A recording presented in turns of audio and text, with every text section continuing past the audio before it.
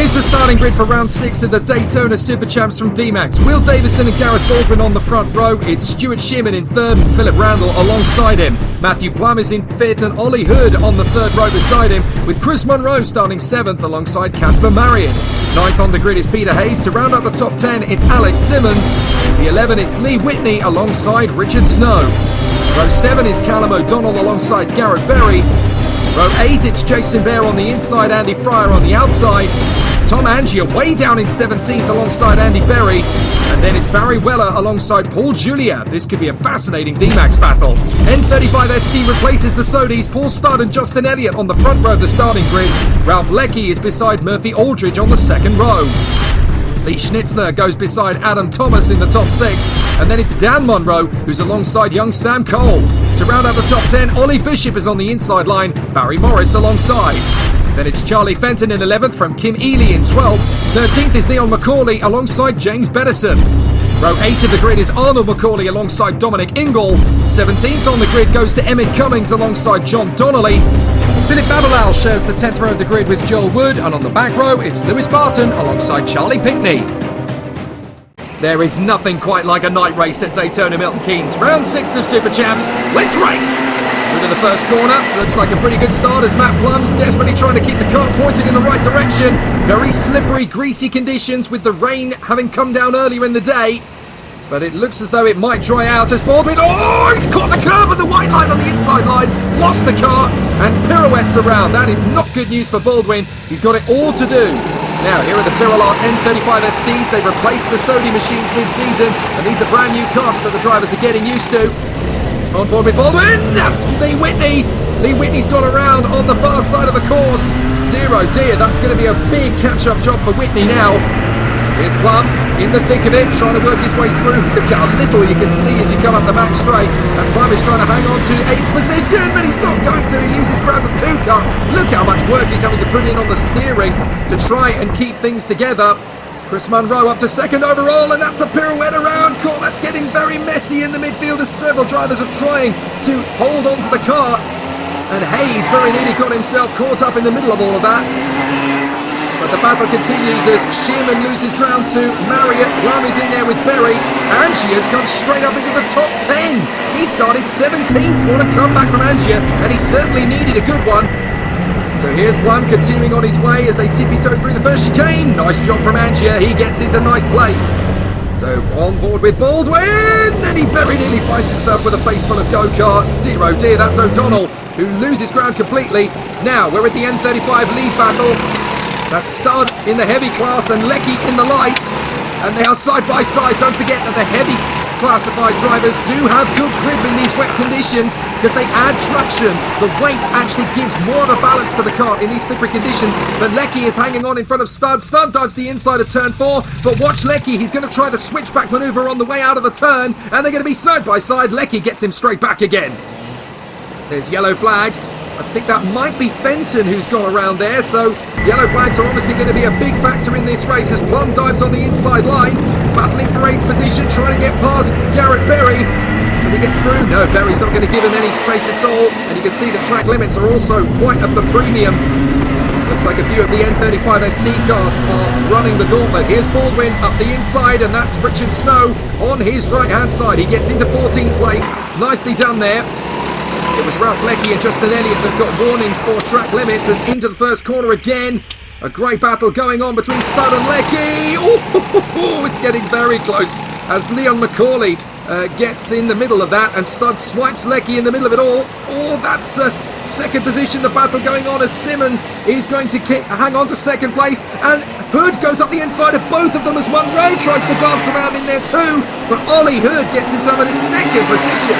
Brilliant stuff. Now that's not going well for McCauley. He's tapped Charlie Pinckney, and now Studd is trying to come through. And this is going to be very tight as Studd and Leckie are getting very much into the gaggle again. But that little love tap from McCauley from Pinckney definitely causing a little bit of congestion. Baldwin, Hayes very nearly sideswiped him out of the race there, goodness me. So Leckie is still leading in the N35ST class, but Studd is chasing them through turn 4. There's yellows around the circuit, yellow flags, so that's full course caution. Here's Baldwin trying to make his bid with Shearman. as they duel for 10th position. There's not a lot of room between them, and that's Barry Morris going wide at turn 9. Baldwin, hand in the air. Come on, Shearman. As Andy Berry has been given a black flag. Now, I think that might be for speeding under yellow flags. Back into the DMAX action. There's Davison trying to cut his way through. Davison doing a fine job in the lead, but he's getting caught in traffic. And, oh, that's Whitney. Whitney speeding under yellows, and his miserable race has completely finished. He's decided he's not going to carry on. What a disappointment for Lee Whitney. So here we go again. Shearman and Baldwin. Ding ding, round 2. Shearman diving back up the inside, using the back marker to good measure, but Baldwin's going to come back through on the outside line. He's going to have a little bit of traction there to play with. Can he keep the footing? Yes, he can. Beautiful from Baldwin. Now, I've just heard that Simmons has got past Davison for the lead. So there is Davison in P2. And now, I think he's got a black flag. Now, that is unfortunate because yet again he's speeding under yellows, as has Barry Weller. So that is a big one for the former leader. And that means that Simmons is going to take the DMAX Lights win. Chris Monroe gets it in the heavies. Ralph Leckie is the N35 ST Lights winner. Paul Studd gets it in the heavies. Brilliant racing in very tricky conditions here at Daytona Milton Keynes. So let's catch a breath and take stock. It's 50 big ones for Alex Simmons, who wins in front of Ollie Hood by just 2.8 seconds in the end. Plum is third ahead of Marriott. Tom Angier, what a drive back to P5 ahead of Garrett Berry and Callum O'Donnell. Will Davison drops all the way to 8th as a result of his black flag. And Philip Randall completes the 9 karts in the DMAX Lights category. Fastest lap from Alex Simmons, and that's obviously important in terms of the 5 bonus points he gets for that. And that's his 3rd fastest lap of the season. That means that Plum is just 20 points ahead of Tom Angier in the standings. Ollie Hood, Philip Randall and Alex Simmons only a point apart in the battle for 3rd, and Williams and Davison are a point apart in their separate battle for P6 in the standings. Could be a fascinating end to the season with 3 weekends to go. No problem for the DMAX Heavies winner Chris Monroe. He is 10 seconds clear of Gareth Baldwin. Stuart Shearman in a good 3rd place there. Richard Snow solid and consistent for P4 ahead of Peter Hayes and Andy Fryer. Jason Bear, Barry Weller, Paul Julia and Andy Berry. And of course with that black flag under yellows, Lee Whitney opting to retire. That means he only takes 28 points from this race. That means his lead has been cut, but Richard Snow is still a fair way back. Barry Weller in 3rd, Gareth Baldwin in P4, 5 points ahead of Andy Fryer, and Stuart Shearman still a decent advantage over Paul Julia and Jacob Lewis, with Chris Monroe now creeping into the top 10 with a solid victory here at Daytona Milton Keynes tonight. It was Sony Kart RT8. They're in NT35s now, of course, but Ralph Leckie gets the victory, 3 seconds ahead of Murphy Aldridge, and then Sam Cole 10 seconds within as well. Dan Munro and Adam Thomas from Ollie Bishop and Charlie Pickney. Kim Ely solid in 8th place ahead of Charlie Fenton, and Philip Babulal comes home in 10th position. Murphy Aldridge gets the fastest lap of the race, and that's a significant performance from him. Another 5 points on the board, and that means that Charlie Fenton is only 13 ahead of Murphy Aldridge now. Ralph Leckie is there in 3rd position, 2 points back as well, so that could be a fascinating title fight. Sam Cole and Ollie Bishop in the top 6 along with Adam Thomas, and Kim Ely and Lewis Barton are tied on 183 points in their fight just outside the top 6.